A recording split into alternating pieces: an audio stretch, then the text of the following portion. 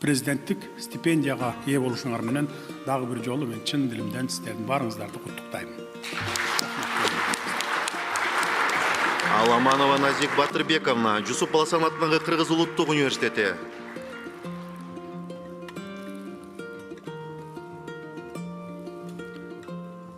Апышева Нурайым Аляскаровна, Жусуп Баласан атындагы Кыргыз улуттук университети. Жумакадырова Кундуз Жулдушбековна, Жусуп Баласан атындагы Кыргыз улуттук университети. Инаятова Эдита Азаматовна, Жусуп Баласан атындагы Кыргыз улуттук университети. Кубатбекова Рахима Кубатбековна, Жусуп Баласан атындагы Кыргыз улуттук университети.